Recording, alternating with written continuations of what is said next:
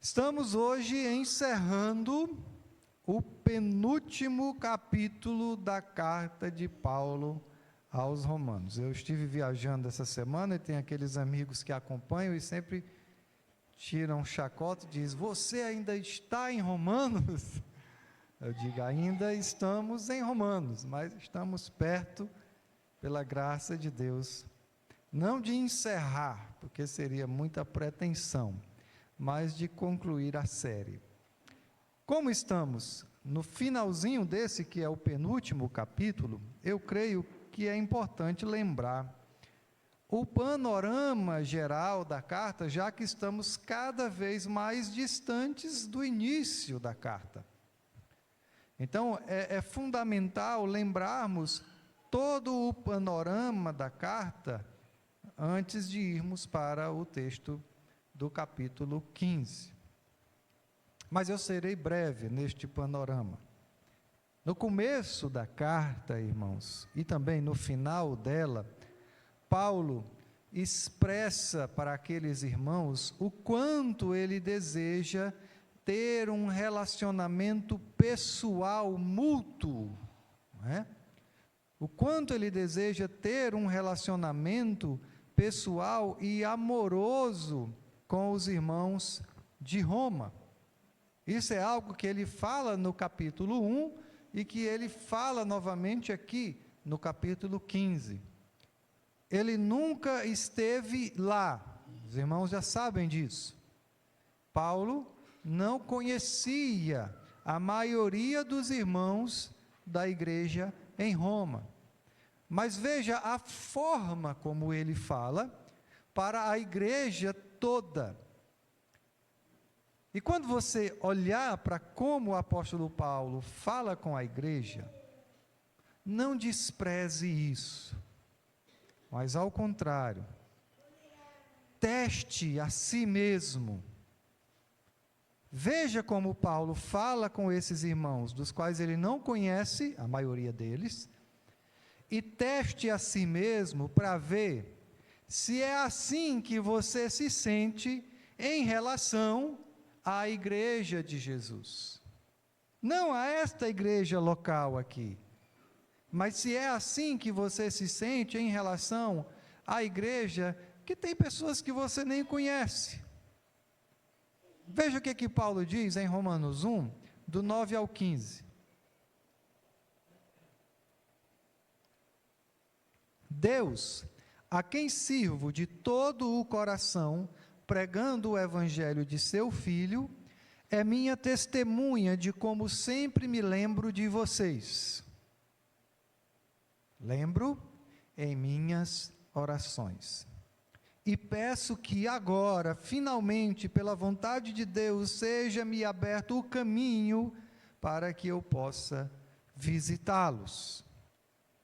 Anseio vê-los, a fim de compartilhar com vocês algum dom espiritual para fortalecê-los. Isto é, para que eu e vocês sejamos mutuamente encorajados pela fé. Quero que vocês saibam, irmãos, que muitas vezes planejei visitá-los, mas fui impedido de fazê-lo até agora.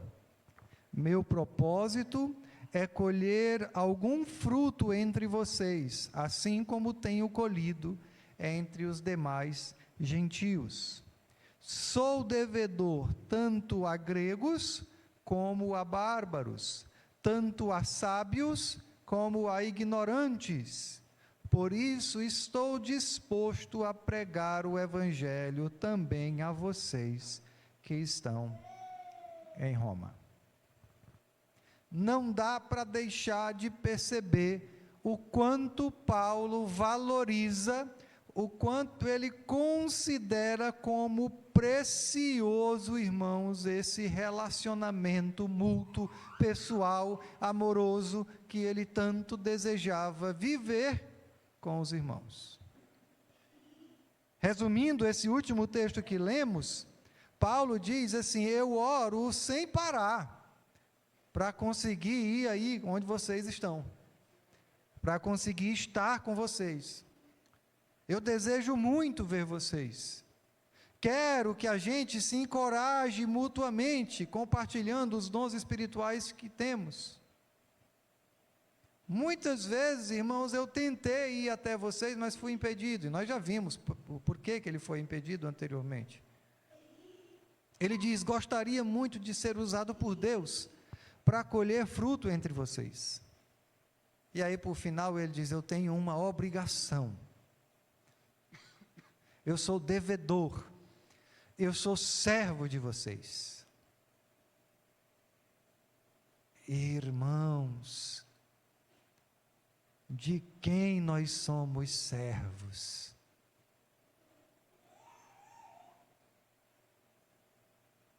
Creio que não preciso mais citar algumas palavras no texto original no grego para os irmãos, que os irmãos já sabem, mas a palavra servo no Novo Testamento é escravo.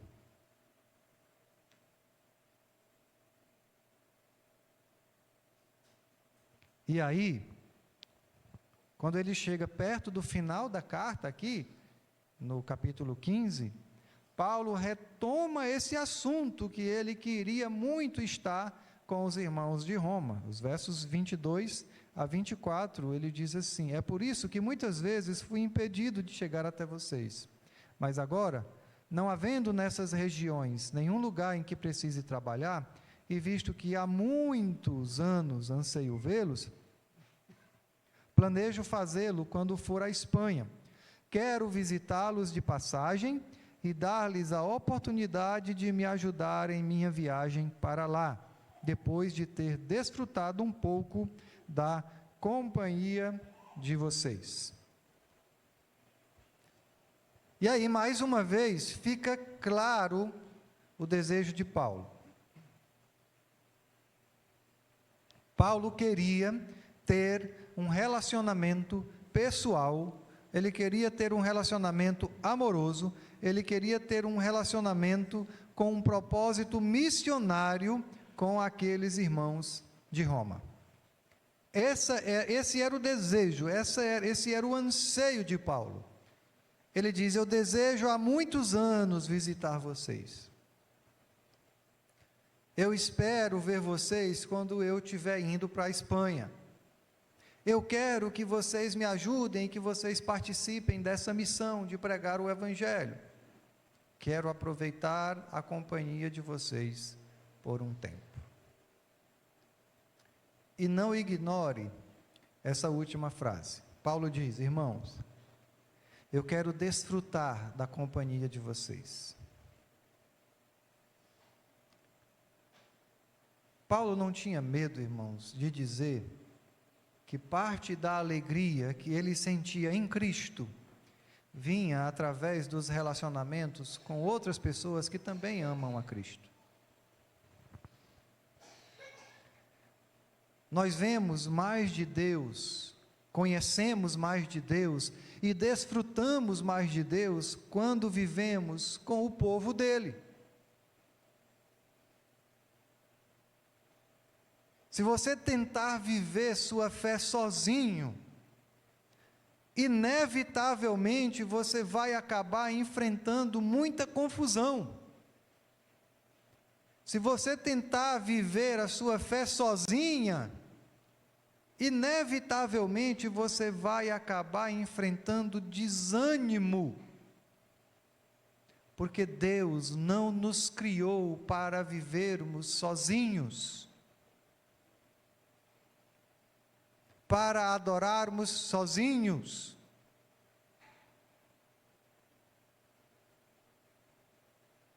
O que vemos aqui no desejo do apóstolo Paulo de se relacionar com os irmãos romanos, é exatamente aquilo que nós deveríamos viver com mais intensidade, irmãos. Se Paulo esperava ter esse tipo de experiência, de intimidade com os cristãos em Roma, mesmo sem conhecê-los bem, quanto mais nós deveríamos esperar isso na nossa pequena comunidade. Paulo desejava experimentar duas coisas simples entre os irmãos de Roma. Do que eu estou falando? Quais são as duas coisas simples, mas também maravilhosas, que Paulo desejava viver com os irmãos? A resposta está nos versos 30 de 30 a 32 aqui de Romanos 15. Vamos ler novamente.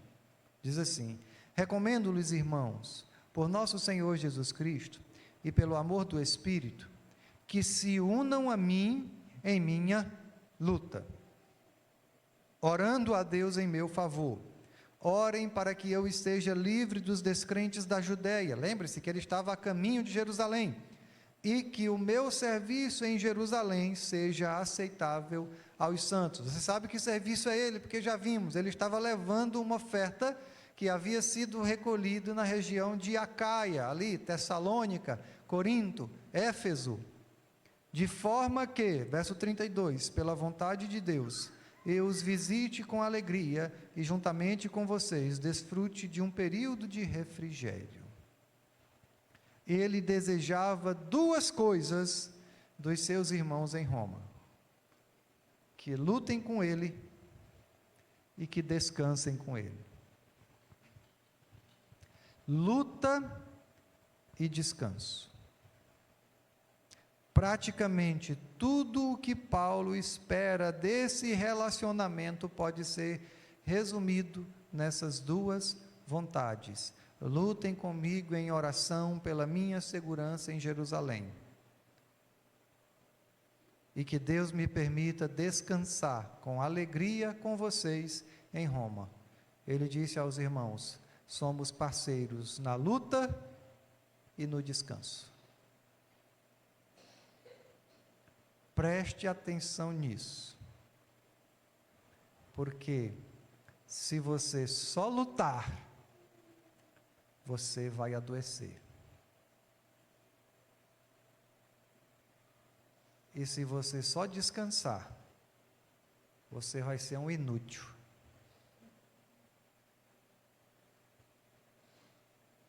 E parece contraditório, irmãos. Até parece contraditório demais para ser verdade. Mas é isso que está no texto. Paulo quer que eles lutem com ele e que descansem com ele.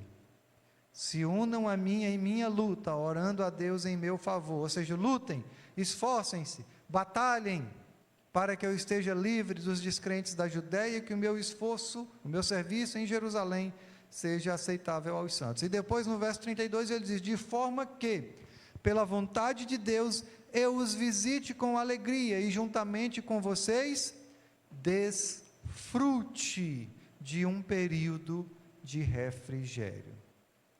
É isso o que Paulo esperava dos irmãos. Lutem em oração por mim, para que eu atravesse essa crise, e assim eu poderei encontrar descanso e alegria junto de vocês. Nós vamos falar hoje sobre essas duas coisas: luta e descanso pela causa de Cristo.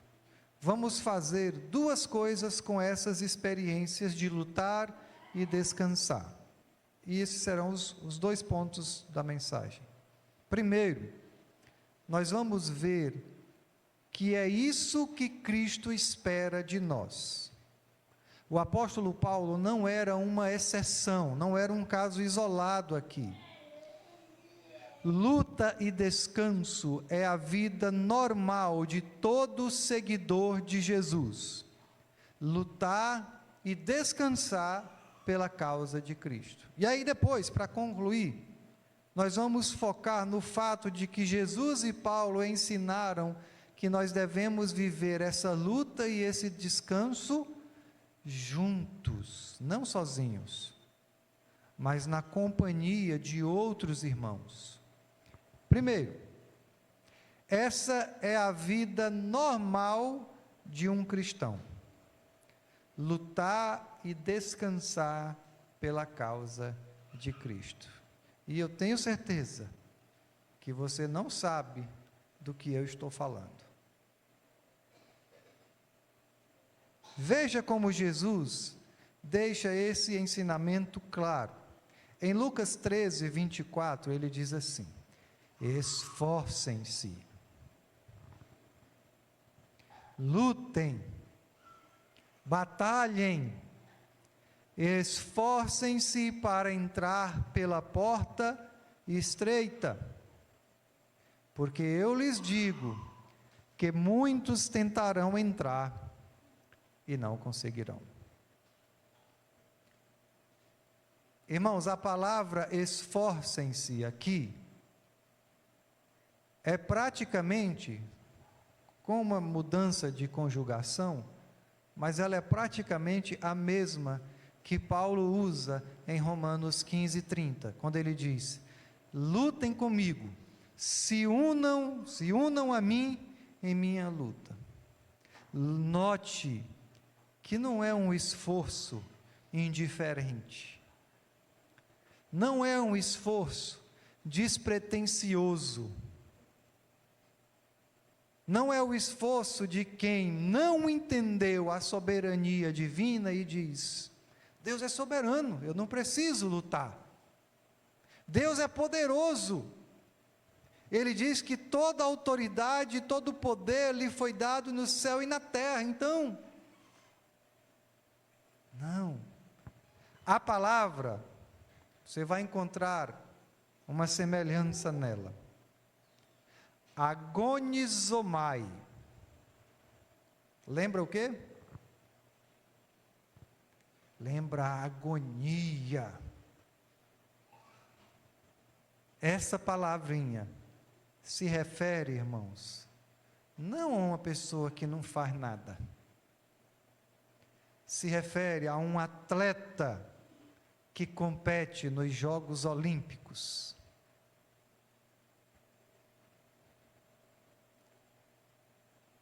E Jesus explica por que esse esforço, por que essa luta é tão importante.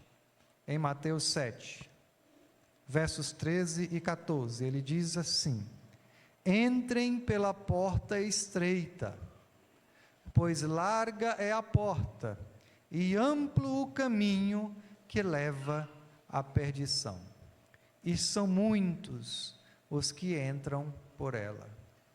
Como é estreita a porta, e apertado o caminho que leva à vida, são poucos os que a encontram. E aí, Jesus está dizendo, irmãos, que o esforço, que a luta, são características daquele que caminha o caminho que leva à vida.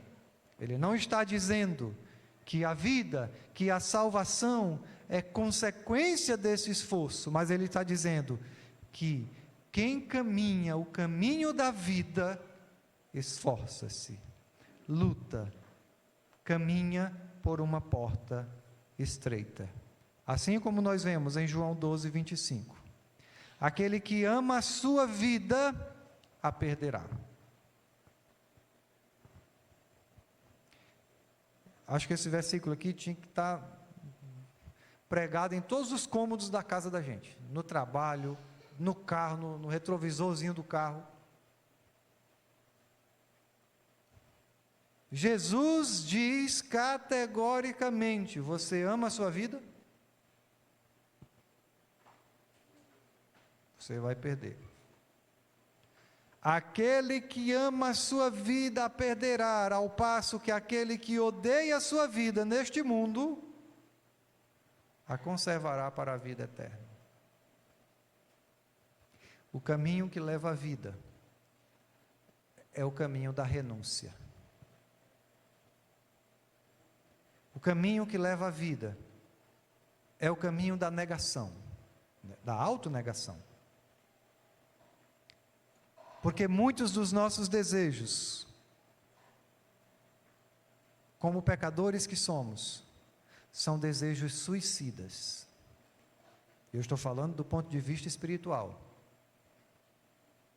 São desejos que matam o espírito, que matam a alma, que matam a comunhão, que matam a vida cristã.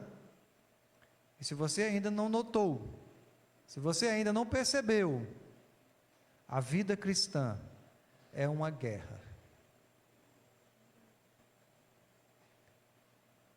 E a vitória envolve luta contra o mal, tanto o mal que há no mundo, como o mal que há em nós.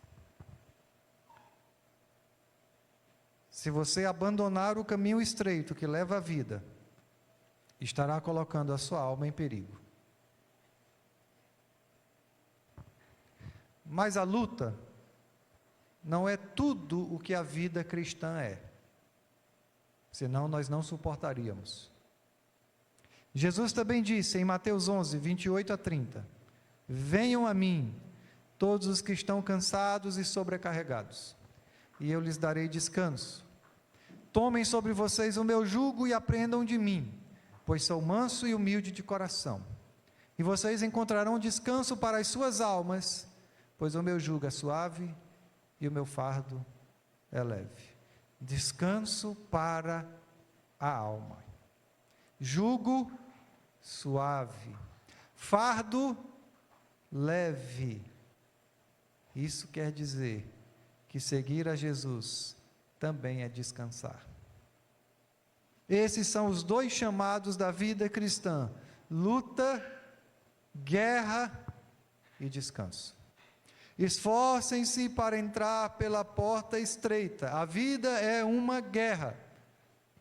Lute o bom combate da fé, mas também venham a mim, vocês que estão cansados, e descansem.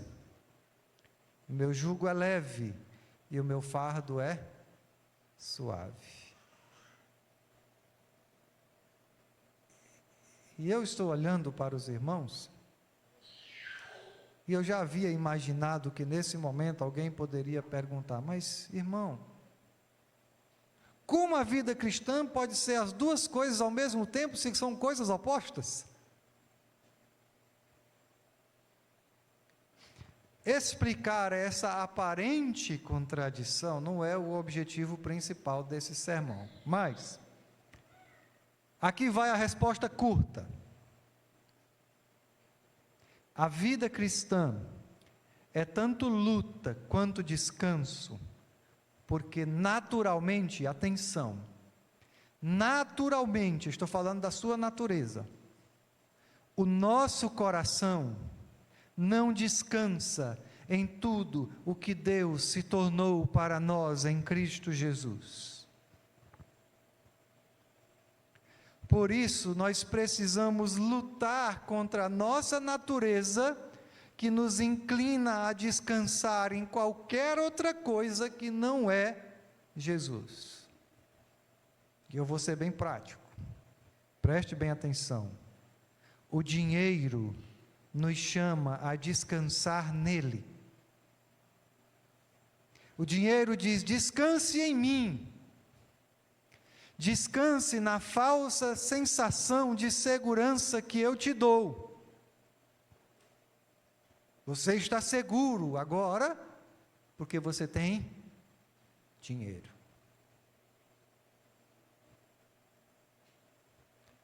O prazer também nos chama a descansar nele.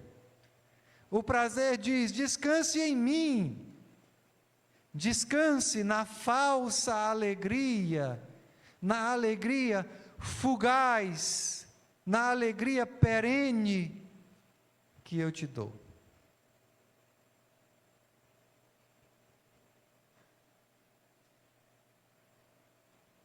O poder, o reconhecimento humano também nos chama a descansar neles, no que eles podem nos dar.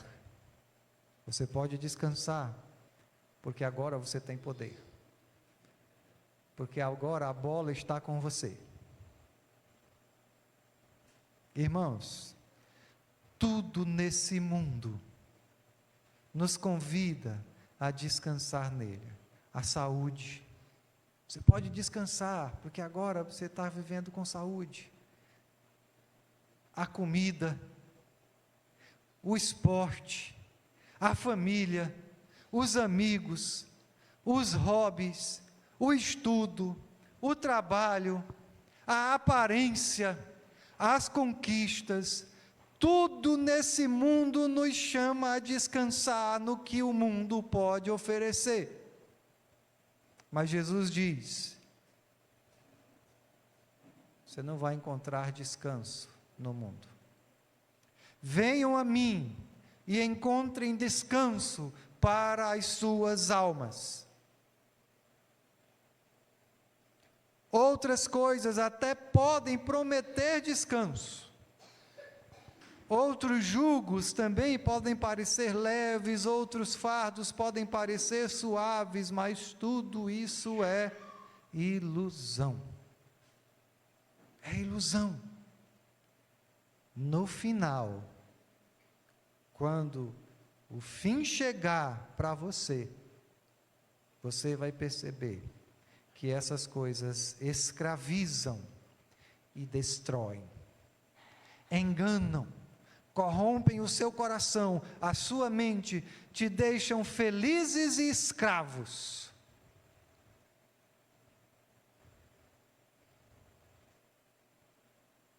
Somente Jesus oferece um descanso verdadeiro. Somente Jesus oferece o descanso duradouro. Somente Jesus sustenta o fardo do pecado em nosso lugar. E além disso, ainda existe um outro tipo de luta. Além de lutar contra a tentação, o desejo de descansar nas coisas do mundo, o apóstolo Paulo fala de um outro tipo. Aí no verso 31 ele diz: orem para que eu esteja livre dos descrentes da Judéia. Existe outra luta. Só que essa luta só aparece quando de fato você está vivendo em oposição ao mundo. Os incrédulos, os descrentes, muitas vezes se unem para tentar impedir a causa de Cristo, para atrapalhar nossos planos de espalhar o Evangelho, e até para ameaçar as nossas vidas. Isso nos preocupa, isso pesa sobre os nossos ombros, porque nós desejamos que a palavra de Deus alcance e salve mais e mais pessoas, e é por isso que nós lutamos, não contra carne e sangue, não contra as pessoas, lutamos em oração, orando pela segurança dos embaixadores de Cristo, pela abertura de novas portas, e pela pregação fiel e ousada do Evangelho. Só, irmãos, que nos nossos melhores momentos de oração, mesmo lutando, nós não deixamos de descansar em Jesus. Na verdade, lutar em oração é descansar em Cristo, porque quando nós oramos, nós estamos dizendo a Ele: Senhor, cremos que o Senhor já venceu todas as nossas lutas. E por favor, não seja mesquinho, não seja pequeno, não diminua esse ensinamento dizendo: Senhor, eu creio que o Senhor já venceu todas as minhas lutas, e aquele vizinho chato que coloca música alta, o Senhor vai vencê-lo por mim. Jesus não quer vencer o seu vizinho. Ele quer vencer a dureza que há no seu coração, que impede você de ir até o seu vizinho e apresentar o Evangelho para ele.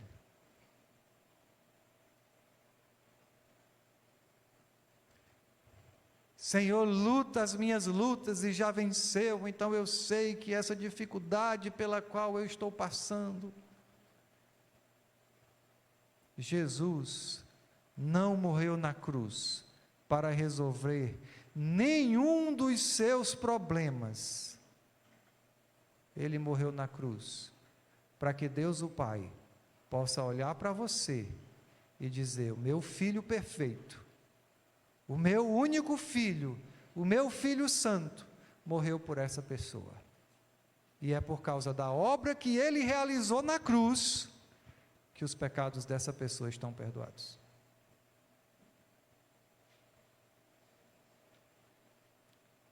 Nós devemos lutar, irmãos, contra toda a tentação de descansar em qualquer outra coisa além de Jesus.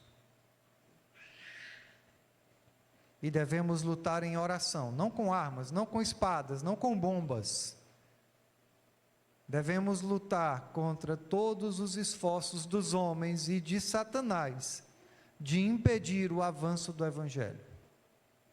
Em tudo isso, nossa luta não é o oposto de descanso. A nossa luta é um meio para alcançarmos o descanso em Cristo. Essa é a resposta curta.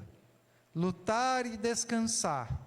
Essas duas coisas definem a vida cristã neste mundo caído, porque aqui sempre vamos precisar lutar contra tudo que nos tenta destruir. Tudo que tenta destruir o nosso descanso exclusivo em Jesus. Por fim,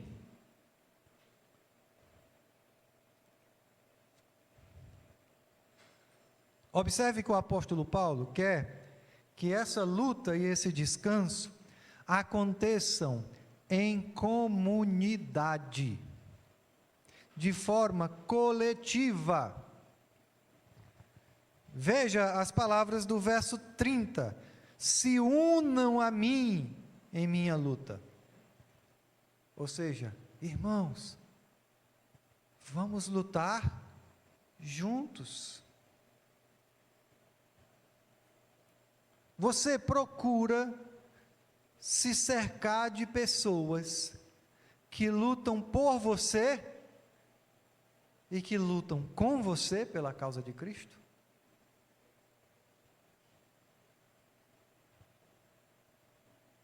É disso que o salmista estava falando quando ele diz: bem-aventurado o homem que não se assenta na roda dos escarnecedores. Cerque-se de pessoas que lutam por e com você, porque você também luta pela causa de Cristo. Se você não faz isso no seu dia a dia, eu exorto, eu suplico, eu aconselho você: coloque-se em relacionamentos assim. Que isso seja verdade para todos os crentes aqui da Igreja Batista Nova Vida. Que você tenha um grupo de irmãos e irmãs que lutem com você e por você todos os dias. Não saia da trilha. Se sair, você se perde. Se sair, você fica para trás.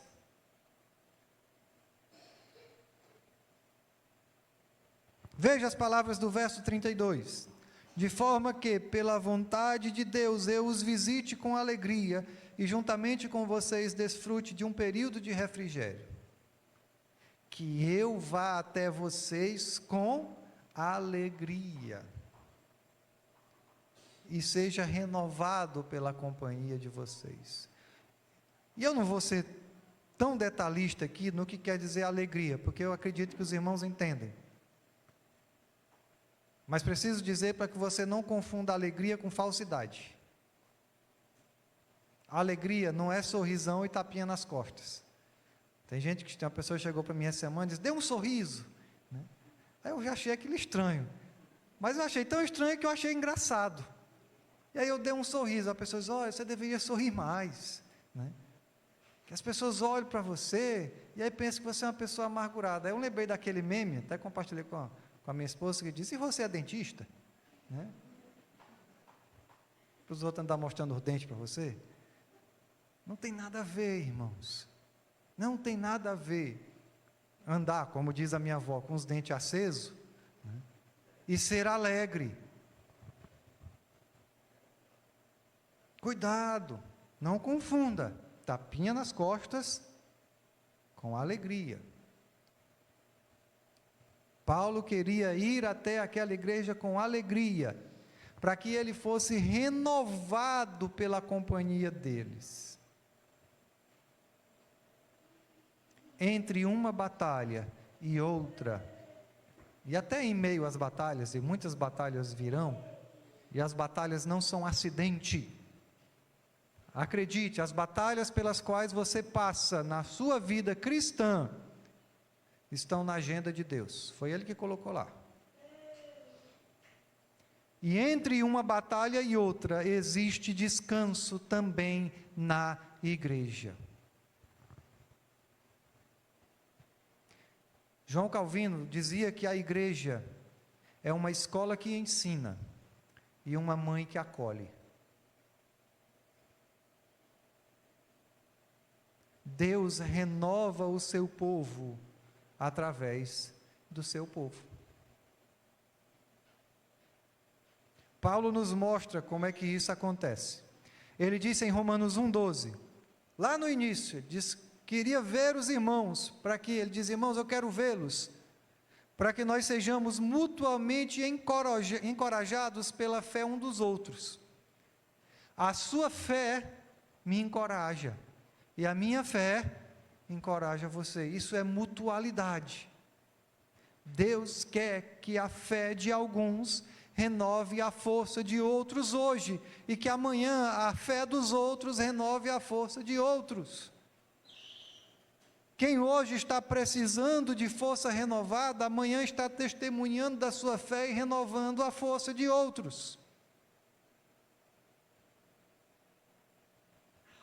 A maior vitória de fé na sua vida, irmãos, ou a menor vitória de fé na sua vida, mostra Cristo para mim. Mostra Cristo para os outros. Mas eu não estou falando das bênçãos que a maior parte das pessoas acreditam ser bênçãos. Quando você vê o irmão chegando na igreja de carro novo, você diz, esse irmão é abençoado. Como é que você sabe porque ele chegou de carro novo, ele é abençoado? Mas aí quando você vê o outro irmão, que é um homem fiel ao Senhor nas suas finanças, que contribui com a igreja, que vai visitar os doentes, que evangeliza os seus vizinhos e chega na igreja de bicicleta e diz, meu Deus, o que está acontecendo com fulano?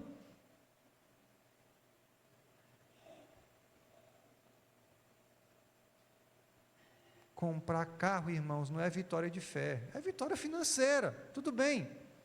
Não é? Ou pode ser apenas uma dívida nova que alguém contraiu, que é o que acontece na maioria das vezes. Bênção é viver em comunhão com Jesus. Bênção é fazer parte do corpo de Cristo. E o corpo de Cristo, irmãos, não está parado, ele não é estático, ele não está morto, ele está em movimento. Então, se você está no corpo de Cristo, se mexa. Deixe a apatia. Jesus não está parado, ele diz, encontrem descanso em mim, porque ele faz todo o trabalho, por meio de quem? Do seu corpo, que é a igreja. Não guarde a sua fé só para você, faça parte da vida das outras pessoas, faça parte da vida da igreja, para a edificação sua e da igreja. Irmãos, Deus foi muito bondoso conosco, quando Ele nos chamou para fazer parte da sua amada igreja. Ele não só nos tirou do pecado, e nos prometeu a eternidade como os seus servos. Ele compara a sua igreja com a noiva, irmãos. E em Efésios capítulo 5, ele diz que ele se entregou pela sua noiva, ele se deu como um sacrifício, para apresentar a sua noiva sem rugas, sem marcas, sem manchas, sem defeito. Veja como Deus foi bondoso conosco, nos chamando para fazer parte da igreja dele. Ele nos dá a oportunidade de lutar e descansar pela causa dele. Você acha mesmo que Deus não poderia, por amor, misericórdia e graça, simplesmente salvar você e dizer, agora fica aí, porque você, na sua natureza, você é um inútil? Ele não estaria mentindo não, irmãos. Eu salvei você porque eu sou gracioso, porque eu sou bom, porque eu sou misericordioso, mas você não me serve para nada. Fique na sua. Mas não. Ele nos salva, ele nos chama e ele diz, eu vou capacitar esse povo. Eles, por eles mesmos, não sabem, não têm condição, mas eu vou dar capacidades a eles, eu vou dar dádivas a eles, vou dar dons, vou dar presentes, para que eles façam parte da minha missão.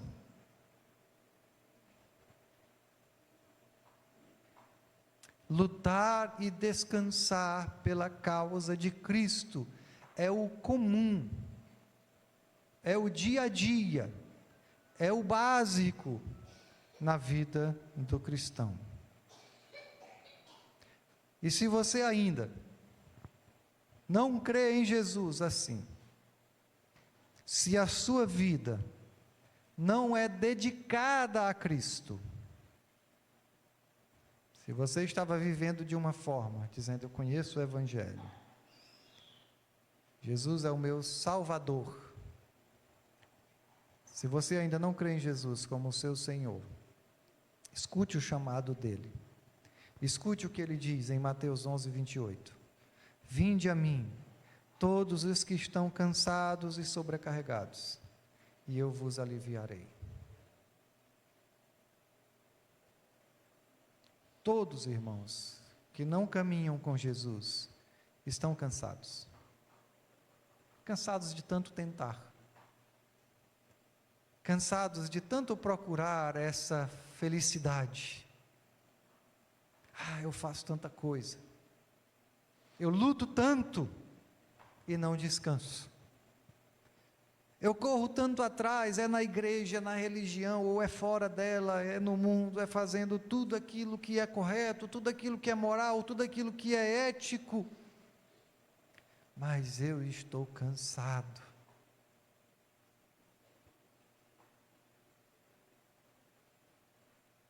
Jesus, quando falou essas palavras, ele não estava se referindo a pessoas que viviam separadas de Deus, conformadas com o pecado, não.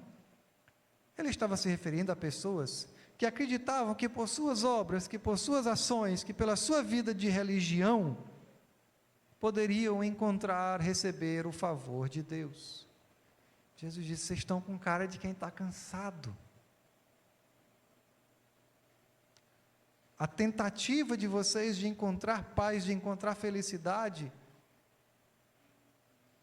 desclassificou vocês. Por isso ele diz, vinde a mim todos que estão cansados, todos que estão sobrecarregados, e eu vos aliviarei. Só em Jesus nós encontramos descanso verdadeiro. Arrependa-se dos seus pecados, creia em Jesus e receba o descanso verdadeiro que só Ele pode dar. Ele morreu na cruz para perdoar os seus pecados, e Ele ressuscitou para dar a você uma nova vida, uma vida completamente diferente, uma vida de fé, uma vida de luta, uma vida de descanso com o povo de Deus. O convite de Deus é: venha para a minha família, creia em Jesus, caminhe com o meu povo. Irmãos, lutemos juntos e descansemos juntos para a glória de Deus e a edificação uns dos outros. Que o Senhor seja louvado em nossas vidas.